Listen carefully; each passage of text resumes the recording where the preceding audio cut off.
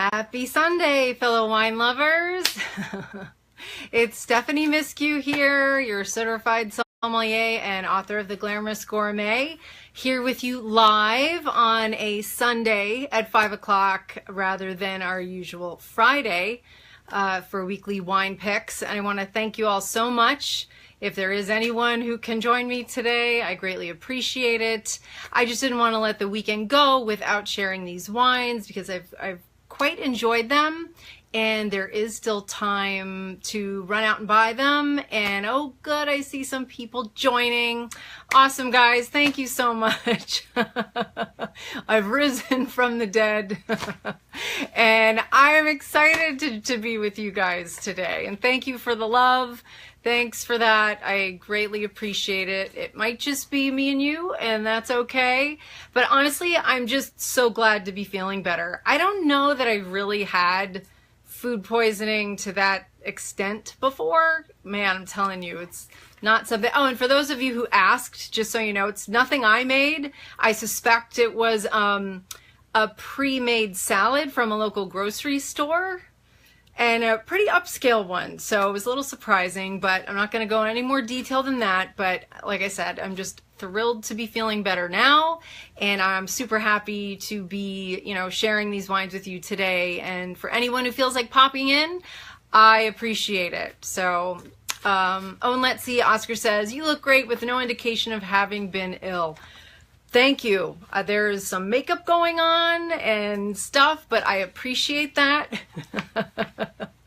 Oh, it was no easy feat, and that little Lily Pulitzer color always helps, so hoping that'll kind of distract from the green undertones. No, I actually feel pretty good. It's like once it was done, it's done. And anyway, so as I've said before, I've got some great Labor Day wines to share with you today. And like I said, normally I'll be with you on Fridays at 5 p.m. Eastern Standard Time.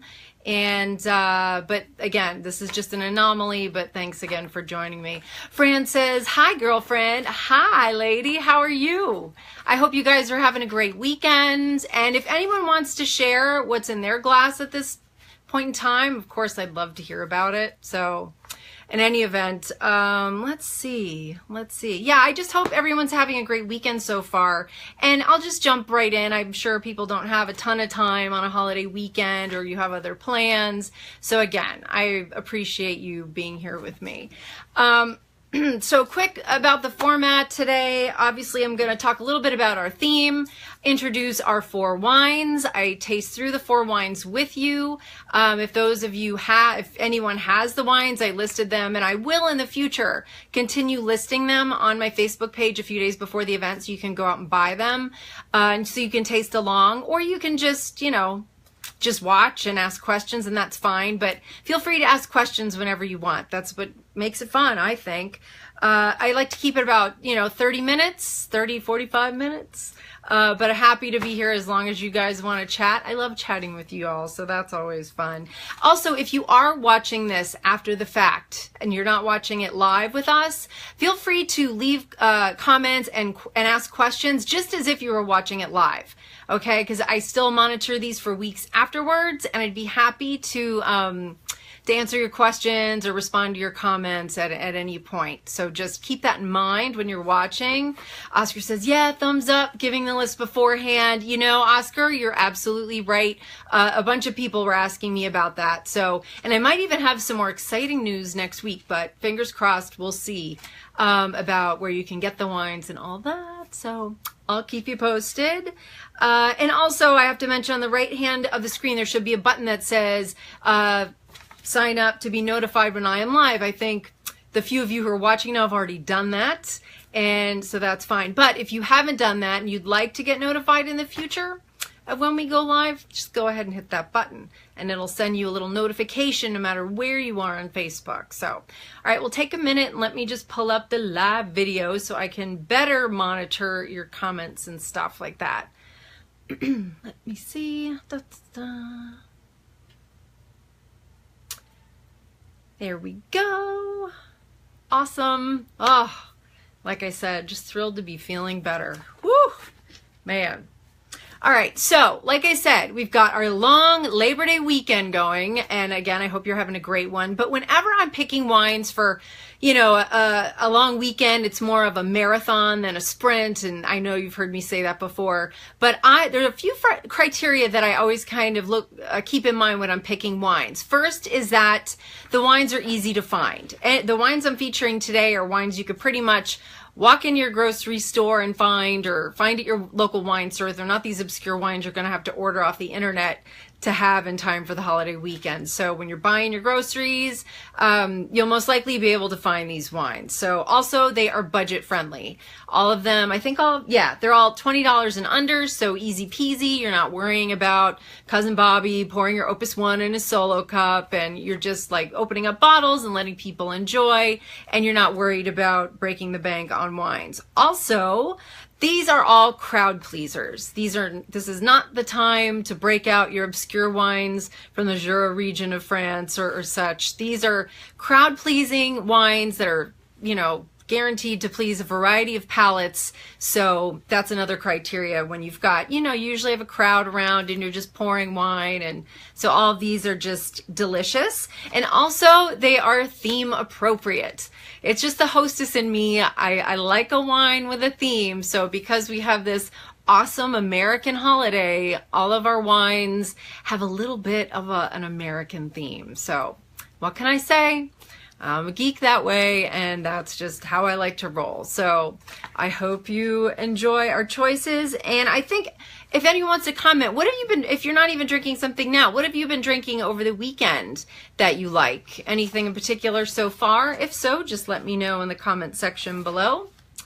And if you could just give me a thumbs up that you can still hear me, and I think we'll jump right into our tasting. Let me see, make sure. Da, da, da, da, da. Thanks for your comments, Oscar. I greatly appreciate it. Yeah, oh, I'm glad that all the makeup is covering up the green. No, I feel better. It's all good. All right, so let's jump in. And the way I've done it today, I have 4 wines, of course, as I always do. And each, they're paired up. The first are from one particular producer and the second 2 are from another. So the first wines we're going to be enjoying are Charles & Charles wines. And I just love this first label I'm going to show you. And let me see if I can go ahead and flip the screen so you can get a good look at it, because this label is not to be missed. I mean, hello. Frankly, my outfit today was inspired by this wine because it matches, but it's a Charles & Charles Beautiful Rosé from Washington's Columbia Valley. It's a 2016 vintage. And I mean, what is not to love about that American pink awesome label? Nothing, frankly. It is thoroughly enjoyable. But yeah, the minute I saw these labels, I'm like, I'm all over that. So yeah, just a beautiful wine from Charles Smith. I don't know if those of you who know Washington wine probably are familiar with him. He's quite the personality. He was a rock band manager for many years. He fell in love with wine due to all the wining and dining he was doing, managing rock bands. And then basically he went to Washington, fell in love with wine, bought vineyard land, and his first vintage came out in 2001, and he's been making wine ever since. His thing with wine is he wants to make wines that are to be enjoyed now, not wines that are meant to be socked away forever. He wants to make delicious wines that are thoroughly enjoyable right now. So that's his thing, and for a holiday weekend like this, these wines are perfect. Fran likes the color, hoping it's got a hint of sweetness. You know what? I think she's going to love this one. It's super fruity. Anyway, we'll get there in a minute, but I think Fran would like this wine. I'm going to lay that gauntlet down, and I think she should go ahead and try it because, I mean, just the color alone is so awesome. So Charles Smith teamed up with a man by the name of Charles Beeler to make this particular line of wines, and the label is actually inspired by the famous, let's see, hat show print poster shop in Nashville, Tennessee. And it's such a creative thing. And most of his wines, if you've ever had the Kung Fu Girl Riesling, that's just such a phenomenal deal. It's like $10 a bottle, and the wine is just phenomenal. But it's called Kung Fu Girl because he liked the movie Kill Bill. That's another wine. But anyway, I love the way he kind of thinks about wine. And I have yet to have a wine of his that was not totally delicious. So Anyway, let's see. So the wine, and they've actually switched. I'm going to show you the color while I tell you this part of it. We'll launch into the first S in our 6 S's of tasting is C. So if you want to take a look at that gorgeous color. And in the last couple years, and if you look, it matches my Lily Pulitzer top. But they have switched to a more Provençal style of winemaking. Previous to this vintage, the wines were a much deeper pink, but they started picking the grapes at night when they are, you know, less likely to oxidize, and that has resulted in a much lighter color wine, which is kind of what you want when you're making rosé, especially when you want to do it in more of a Provençal style. And they've also made their winery more centrally located so the grapes don't have to be trucked so far, so that minimizes the skin contact with the juice, so the wine stays this really perfectly pretty color pink. So this rosé is a blend of, it's 60% Syrah, 17% Grenache, 10% Mourvedre, 10% Cabernet Sauvignon, and 2% Sancerre. Is that enough grapes for you? So pretty much kind of classic Provençal grape varieties, just grown in Washington State.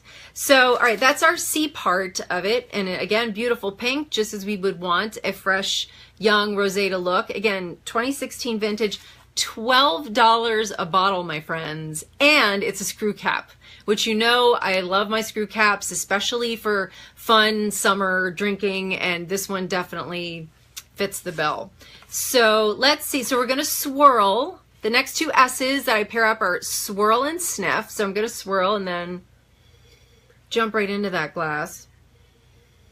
Oh, and that is just heavenly. It's beautiful red fruit and citrus and beautiful minerality. In fact, if I didn't know this was necessarily from Washington State, I don't know that I would be able to tell where this is from exactly. It's lovely. And let's see, do you have a question? $12, I know, hey. I find you the deals, right? This is a steal, my friends. I'm pretty sure it's 12. At the most, it's 14, but I'm fairly certain it's $12 a bottle. I mean, and for that label alone, come on. So, okay, it smells just like I would expect a beautiful rosé to smell. Beautiful red fruit, citrus, minerals. I'm going to go ahead and take a sip now. And my next S's are sip and swish. You want to swirl the wine around your mouth so you get a good sense of what it tastes like. So here I go. Join me if you've got something in your glass.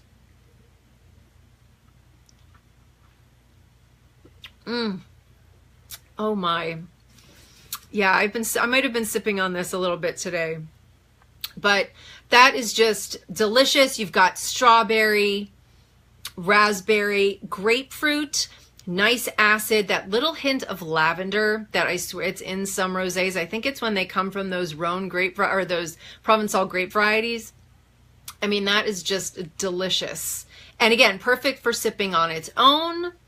Or you could pair this, gosh, you could pair this with shellfish. You could pair it with a shrimp salad, something, you know, light and lovely. But that is just one, I can't stop swirling. I'm sorry, I like it that much. And usually, if I was professionally evaluating, the last S would be spit. But because it is a holiday weekend and I am feeling better and I need to replenish my electrolytes, I'm savoring and I'm not spitting. So, but again, you can pretty much find this anywhere. $12 to $14 a bottle, my friends. It is just a steal. So again, Charles & Charles, before I knock all my papers over, Charles & Charles Rosé from Columbia Valley, Washington, 2016. Oh, and my friends, happy Labor Day. Hey, Tom, thanks for joining us. Happy cheers to you. Thanks for popping by to say hi. I so appreciate it. We've jumped into our first wine, and as I wrap this wine up, I also want to remind everybody, now is the time to drink your rosés. You don't want to hang on to rosés, with the very exception of a very few. You want to drink all your rosé wines now. In a year from now, they're not going to be tasting nearly as fresh or as delicious. They might even have taken on a little bit of a brown tinge. More than any other wines, like rosés have a pretty short shelf life. So drink up your rosé now. This weekend is the perfect chance to do that. But anyway, just a friendly reminder to go ahead and drink them now. But anyway, I can't stop. Like, notice the outfit inspired by the wine. So that is our first wine, my friends. Any questions about our delicious little rosé before we move on? Let me check in. Oh, Laura says, what a trooper. Yeah, you know, it's a difficult job, but someone's got to share these wines, right? Thanks for popping by. I so appreciate it. I can't tell you how much I appreciate it. Oscar asks, any cat pee? Not in this one, Oscar. Good question. If it were a Sauvignon Blanc, I might have a different answer for you, but not today. In fact, none of the wines today are we going to come across the cat pee. I'm fairly certain. Thank you so much. All right, so let's jump into our second wine. And for those of you, I feel like I haven't been giving you red wine lovers enough love. So I've got 2 cab blends going on today. So the next wine, and I will pour a little bit first before I show you this next awesome label. Get ready. Awesome label. The Charles & Charles Cabernet Sauvignon and Syrah blend. Look at that awesome, patriotic, Labor Day appropriate label. Also from Columbia Valley, you can see Charles Smith and Charles Beeler are right here against the flag, which was again inspired by a poster of the American flag from this awesome poster shop in Nashville, Tennessee. But again, fell in love with the labels. Hard not to love them, especially on a holiday weekend. And as I said, some of my criteria for picking wine on this weekend are theme appropriate. I'm a hostess. I like to have the theme. They're all budget friendly, crowd pleasing, and easy to find. As I said before, most of these wines you can find at your local grocery store or wine store. You won't have to like send away for any of these. They're all $20 or under. Again, we're talking holiday weekend wines, but I think next week we're going to have something a little special for y'all. So stay tuned. So, okay, this wine, it's the Charles & Charles Cabernet Sauvignon Syrah blend, post number 35. It was named for a American Legion post. So again, super patriotic. Again, $14 a bottle for this wine. Unbelievable, right? It's just great values. And again, the wine is 70% Cabernet Sauvignon, 30% Syrah. Are any of you Syrah fans? I would love to throw that out there. I think that's such a grape that doesn't get enough love. It's got, especially if you already like Cabernet Sauvignon, and I know Tom, some of you like big, bold red wines, and I just don't know why Syrah has never really caught on, because it is quite delicious.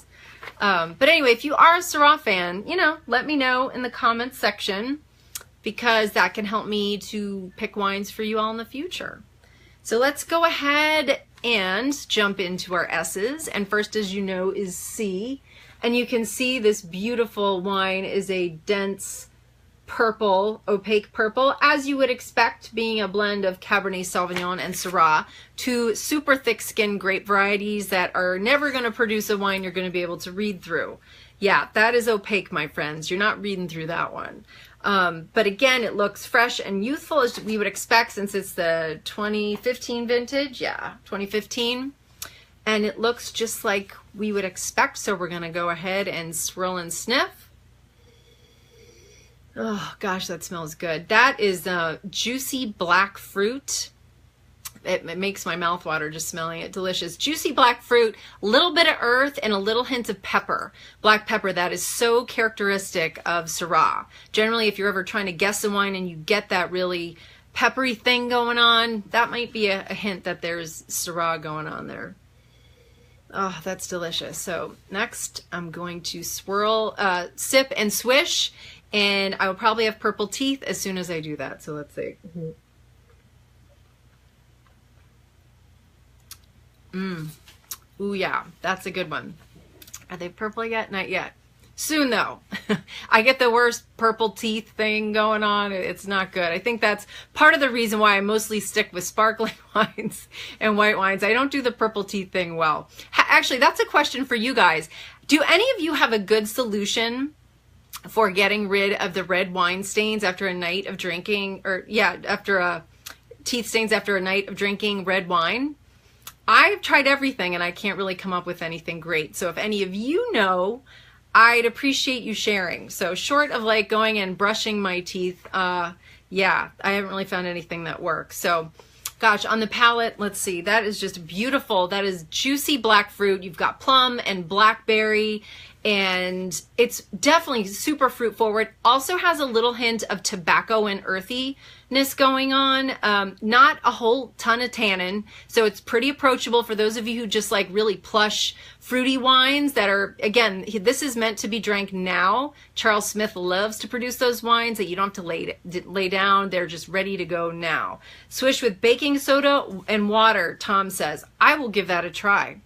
I'm willing to try anything because by the end of this tasting, I'm probably going to have the purple teeth thing. So, but anyway, this is just beautiful. I have in here to comment on ageability. Again, not to be aged. These wines, you want to pick them up and drink them the same night or that weekend. You could hang on to this for probably 2 to 3 years and it would still retain its beautiful fruit. But again, just a beautiful, beautiful red wine. That again is such a crowd pleaser. If you've got, you know, friends coming over who really love big, juicy red wines, by all means, pick this one up. You're gonna make them very happy. And again, not too much tannin going on either. So just super approachable, super lovely. And again, that was the Charles & Charles Cabernet Sauvignon and Syrah blend, post number 35. And I have it as $14 a bottle. 14 to 16. I forget if I updated those a little bit, but it's totally under $20, I promise. So, and again, you can see, those of you, the legs, I don't know if you can see that. See that drip going down the sides of the glass? I mean, that is some viscosity, my friends. And it's only, it says 13.9% alcohol. I don't know if I'm buying that. But in any event, it is a delicious wine. All right, so those were our wines from Charles Smith and Charles Beeler. And now we're going to move on to, and I'm going to have to go ahead and rinse my glass out first. If you're ever in the predicament where you just had a big old red wine and then you want to maybe switch to a white, go ahead and pour a little bit of that white wine in your glass, give it a nice swirl, and then dump it, and then your glass is ready. So, any questions about our first two wines, which were the Charles & Charles Rosé, and then the from the same label, their Cabernet Sauvignon and Syrah blend. Let me see. Hi, Jill. Thanks for joining us. I so appreciate it. Oh my gosh, thank you guys so much for turning out. I thought I was going to be sitting here talking to myself the whole time, so I so appreciate it. Can't even tell you. Fran says a straw. Well, I never... You know what, Fran? That's actually a good idea. Then I certainly wouldn't get the purple teeth, right? Oh my God, that's so funny. All right, so our next two wines come to us from the Terlato family, and they are from, are you ready for this? Again, thematically appropriate. Let me flip the screen for you. Dun, da, da, da, the Federalist. Let me see if I can get that to focus. Darn, the other ones did better. The Federalist Chardonnay, you can see, my friends, I mean, what's more American than a wine with the Statue of Liberty on it? I don't know. I mean, that's like a mic drop, boom. Theme appropriate, 2015 vintage. You can't see exactly what it says on the label, but I will tell you what it says. It's their Sonoma County Chardonnay. These wines were all inspired by the founding fathers and their love of wine, and also it was inspired by the Broadway musical Hamilton. In fact, the first one of the Federalist wines was a wine based on Alexander Hamilton, and which rolled into Dueling Pistols, which was based on, you know, the gunfight where he lost his life. Has anyone seen Hamilton? I have not. But in any event, so now they have a whole line of wines, and this one, again, celebrates the Statue of Liberty, and our next wine will celebrate another American icon. But you know, our founding fathers really loved their wines, and Ben Franklin is, or actually we'll get to him next, sorry, I jumped ahead. So this wine, for those of you who are Chardonnay fans, and let's face it, sometimes it's hard to find a nice Chardonnay for our Chardonnay loving friends that's, you know, $20 or under, that's going to make them happy. And this, my friends, is a great example of wine that for your friends who love kind of an oaky style California Chardonnay. This is a really nice choice. It's 100% Chardonnay, aged in a combination of American, Hungarian, let me see it again. Yeah, American, Hungarian, and French oak. It's very toasty and delicious, but let's go ahead and run through our, you poured it out. Yes, just to rinse the glass. I've got some more in there. You just got to give the glass a rinse. Otherwise, you make yourself rosé. And it couldn't measure up to the one we had before. So, you know, just a little bit. It's okay. I wouldn't do that with a super nice bottle. Or let's, hold on, what am I doing? I'm going to show you the color. All right, so this wine, you can tell it's a pale lemon yellow. It looks just like we would expect a young, vibrant Chardonnay to look. I don't know if you can tell, but it's a little darker than, say, like a Sauvignon Blanc would be, the one we had the other week. This is darker. And whenever you see that in a wine, it generally indicates there is some oak treatment going on, in which case that would definitely be the case in this, because it is quite oaky. But it's got a lot of flavor and a lot of personality as well. So if it had any browning around the edges, we might think it had been oxidized, but it looks fresh and young like it's supposed to. So let's go ahead and do our swirl and sniff. And yeah, that is all about creme brulee, spice baked apple. Would be a good example. It's perfect Chardonnay to roll into fall, because immediately those notes like baking spices, it has you kind of thinking of fall. And again, it's a mixture of the Chardonnay grape together with those oaky notes from the oak. So, all right, I'm going to roll right into our sip and swish.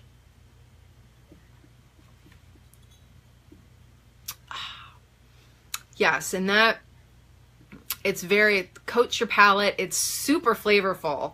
Again, it's got that whole baked apple thing with some butter and cinnamon.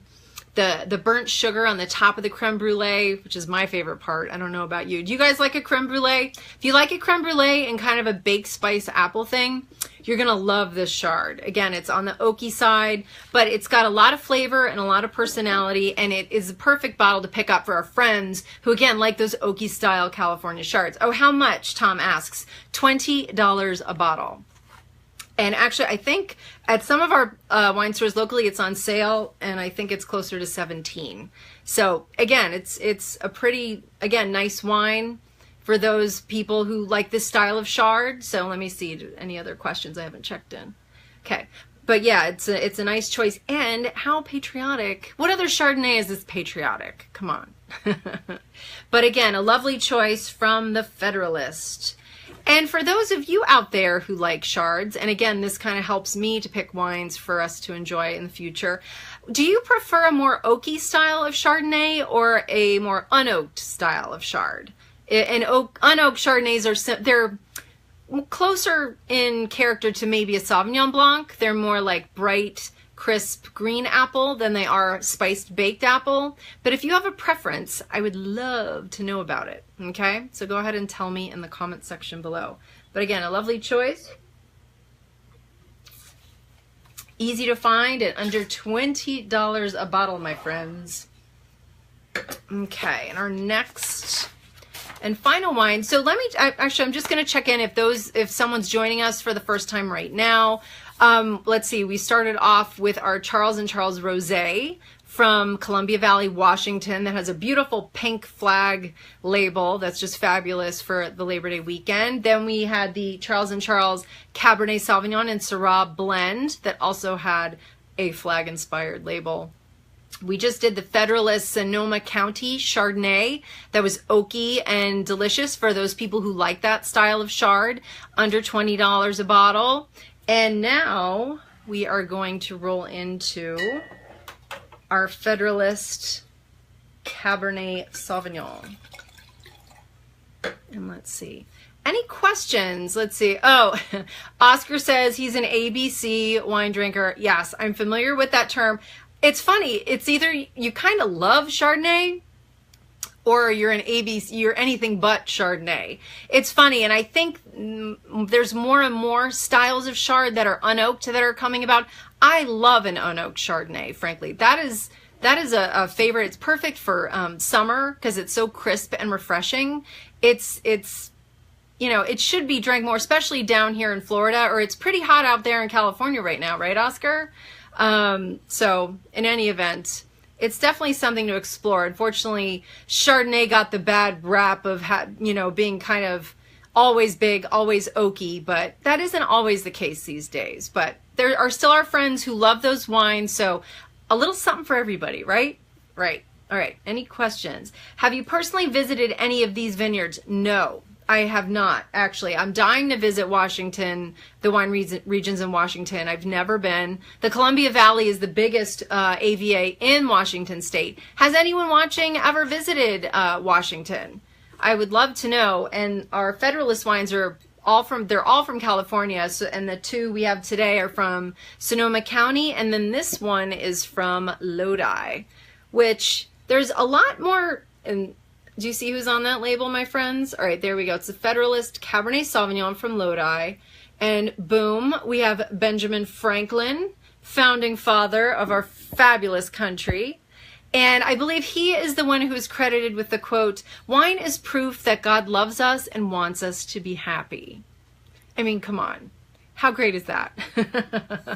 So we've got the theme thing down for sure. And this one is actually, or let's see. I think we have another question. Oscar asks, 9th ring of Dante's Inferno here. Yes, it is 105 here today. It was 108 yesterday. With the humidity is what kills us. It's crazy. But in any event, let me just make sure I didn't miss any of your questions. Anything but Chardonnay. Buttery, smooth. Yes, that Chardonnay, very buttery and all that going on. And this, did I say this Cabernet Sauvignon, $20 a bottle, 14% alcohol. So slightly higher than our last red, but they're very close, very close. So this wine is actually a blend, and they don't give me the exact percentage breakdown, but here's a quiz for you. Who knows that what percentage of a grape do you have to have in a bottle from a California wine to put that grape variety on the label? So in other words, in order for them to put Cabernet Sauvignon on that label, it has to have a certain minimum percentage of Cabernet Sauvignon in the bottle for them legally to put the name on it. Does anyone know what percentage that would be? And while you're hearing the Jeopardy theme play in the background, I'm just going to give you the wine is a blend of Cabernet Sauvignon, Merlot, Cabernet Franc, Petit Syrah, and Sangiovese, which is a delightful Italian grape that I love. And let's see, anybody? Washington, Laura says Washington is on our next wish list to travel to. Great wines. Yes, Laura, maybe we can all go together. Let's all go together. How fun would that be? Dying to go. Oscar says 90%. You would think it would be that high, but it is not. And let's see, are there any other guesses? Because I think in Oregon, and forgive me for not knowing this off the top of my head, Oregon has the most stringent criteria for that, and I think it is around 90%. California is only 75%. So whenever you see a wine that has a grape variety listed on the label, there only has to be 75% of that grape variety in the bottle for them to do that. So that's why they're able to blend all these other grapes in there.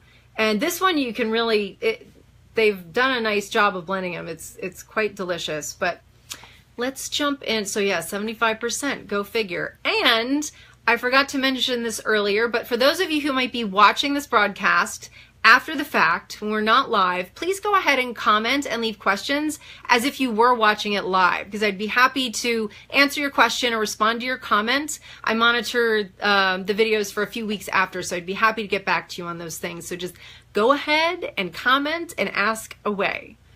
And yeah, sounds fab. Awesome. All right, we're going to work that out. All right, so we're going to jump into our S's, and here we have C. And this wine looks pretty darn close to our last wine, the Cabernet Syrah blend. However, this wine is more garnet in color. It's definitely more garnet. The previous one was more purple. This is more reddish, but still very dense core, which is the center of the glass, and it doesn't really lighten up as it goes outwards towards the rim. That's what you kind of look at oftentimes. And I was just watching the movie Sideways. They're running it a lot this weekend. And he makes a comment about the rim variation from the core to the rim. That's a big tell when you're trying to guess what's in a glass. And that Miles, we gotta love him. But again, this is pretty dense the whole way through. It looks like a Cabernet should look. And it also has a little bit of that redness from Sangiovese. Is infamously kind of a brick garnet color. So that brings a bit of the color to it as well. So let's go ahead. I'm going to swirl and sniff.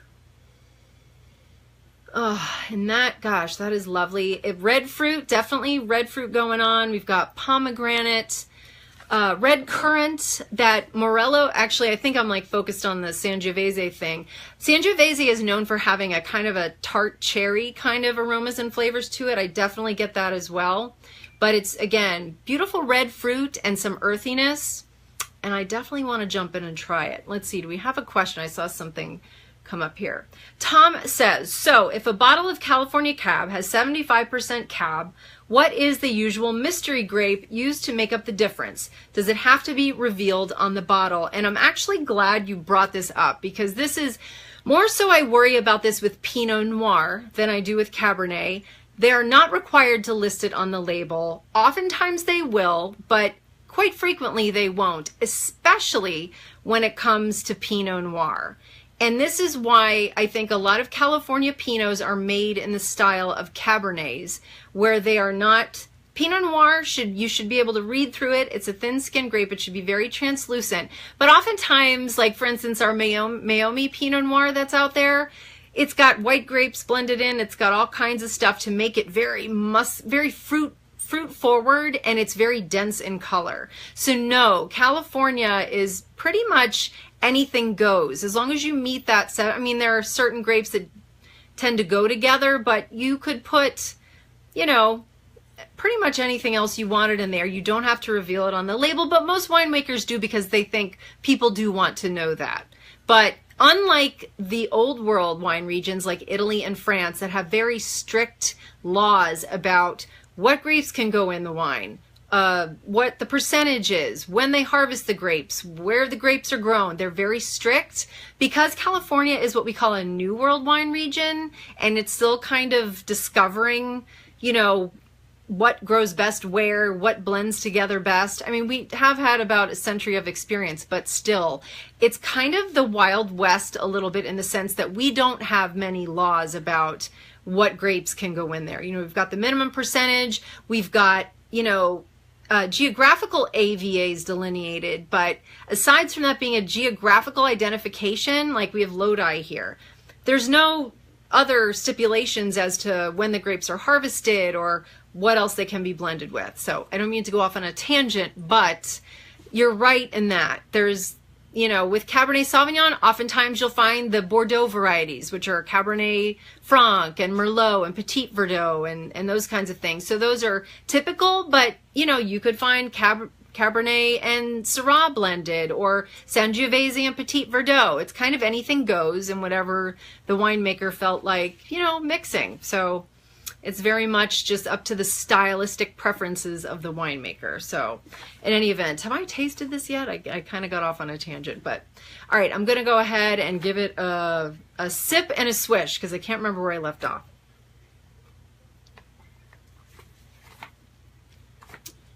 Yes, and that is just delicious. More than our previous wine, it has more acid structure, which I like, making it more food friendly. But yeah, it's got that Morello cherry and that pomegranate and that tart cherry thing going on. Delicious, like a earthy tobacco note, but it's quite a tasty cab for $20 a bottle, my friends. I think you're having a party, having people over, you set some bottles of this out, they're gonna ooh and ah at the label, if they're geeks like me. But I think they're really also going to like what's in the bottle. More importantly, a lot of these kind of gimmicky wines will have the fancy label and then the wine in it is bad, but this is good stuff. I'm telling you, pair this with burgers off the grill or something like that, or just a steak even.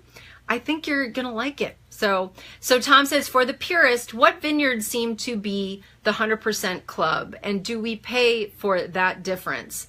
What vineyards seem to be the 100% club? You mean the single vineyard cabs or a single vineyard? Let's see. Oftentimes, if a wine, no matter what grape variety it is, if it is 100% from a specific vineyard, they're going to slap it all over the label and you are going to pay for it. Because what's the point of putting a particular vineyard on a wine label?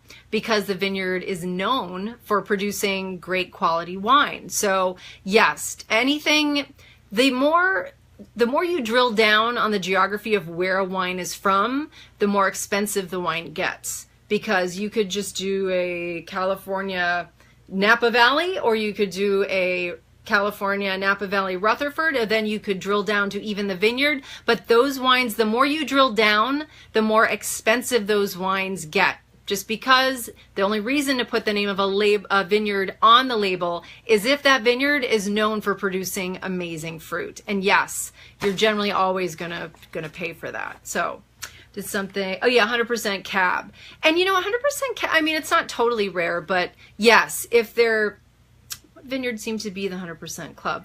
I'll get back to you on that. I know, I can't think of any right off the top of my head there, but yeah, there's definitely, I mean, many vineyards out there in Napa that are known for producing amazing Cabernet for sure. There's so many. But a lot of times you will find it like a Bordeaux blend where you've got some Merlot and Cab Franc and such blended in just to kind of balance things out. But they might all be from the same or similar vintage. Heights, yeah. Oh God, yeah, absolutely. Yeah, Opus 1. I mean, the Tocolon vineyard is known for producing amazing everything. It's just, yeah, let's see, adding filler like 75%. Yes, obviously those more expensive Cabernets or the proprietary blends are definitely like your Paul Meyers and things like that are going to either have that proprietary name on it, and that's actually something I'm working on a video course, and that's another way wine can be labeled. Rather than putting the vineyard name on the label, you can see those proprietary names like your Screaming Eagle and things like that, where you get to know that name so much that that's what you're paying for, because the name itself comes with some, you know, status or cachet or that kind of thing. So yeah, so I hope that answered your question. And let me see if I missed anything. But yeah, especially in California, there's a lot of that. God, there's so many, especially in Napa, where, I mean, Cabernet, that's what Napa Valley's known for, is producing amazing Cab. So yeah, this is a delightful red. And are there any other questions about this or any of our wines today? How are we doing for time? We seem to be running about 45 minutes these days, which is awesome. But yeah, if anyone has any other questions, I'd be happy to answer them. Tom Dank, Screaming Eagle. Yes, Screaming Eagle would have been a great wine for today. Yes, if you sponsor the next one, I'll have Screaming Eagle here for you. How's that? I'd be happy to present that if you wanted to sponsor the next episode. How's that? And you know what? Oh, and how come you're not swishing that? What was that? Swishing that. I know. It's like a habit. I can't stop swirling. I'm sorry. I'll put it down. Any event. But let's see, what else was I going to say before I signed off? Yeah, oh, I wanted to mention I'm going to be doing some more of these more targeted to our collectors. And I know a lot of you watching like to drink nice wine. So I know for the summer we've done some fun ones, and this was definitely a fun one as well. But coming up, I'm going to be focusing on, you know, wines to kind of start a collection if you haven't already, or which wines you want to look for if you want to build a cellar, that kind of thing. So if that's something you'd be interested in, which I'm assuming it is, let me know in the comment section below. And if there's a specific region you'd want me to focus on, like Super Tuscans or Burgundy or Bordeaux, you know, let me know. And I'd love to do an episode about it and have some fun, and we could taste some great wine and stuff like that, right? And Oscar says, if you had to guess a percentage of the price point based on a label, what would you say? If I had to guess a percentage of the price point based on the label, and which wine are we talking about? Sorry. If you had to guess a percentage of the price point based on label, what would you say? I'm not sure I'm getting that one, but it could be just because I've been sipping that rosé for a little bit. Let's see. If you had to guess a percentage, elaborate a little bit, and I'd like to answer it for you, but I'm not quite getting it right now. The expensive ones. Lost video. Oh, uh-oh. I hope not. I hope that was just you. You know what? Let's see. This video. If you had to guess a percentage of the price point based on the label. I'm not sure, and I'll take that up with you just because I'm not getting it, and I know people want to get back to what they're doing. But name brand. Let's see. Anyway, I'm going to private message you about that, Oscar, or come back to that. But I'm going to sign off. I know, I think my internet actually might be getting a little sketchy. So with that, I'm going to sign off. Thank you so much for joining me today for our Labor Day Wines episode. A little late, but hey, we made it happen. Can't thank you enough for being here. And again, if you're watching this after the live broadcast, please go ahead and comment and ask questions. I will get back to you, I promise. And I will be back with you live again next Friday at 5 p.m. Eastern Standard Time, our new time. And I will be announcing the theme and the wines we're going to be drinking probably around midweek-ish. So keep an eye out for that. And thank you so much. And I appreciate that, Oscar, and all of you, and Tom, and Laura, and Jill. Thank you for joining me. And we're going to have some fun next Friday, too. And I hope to have a fun announcement for you. So we shall see. But again, enjoy the rest of your Labor Day weekend. And I hope you have a chance to check out these wines. And cheers to you. And I look forward to sipping wine again with you real soon. Cheers.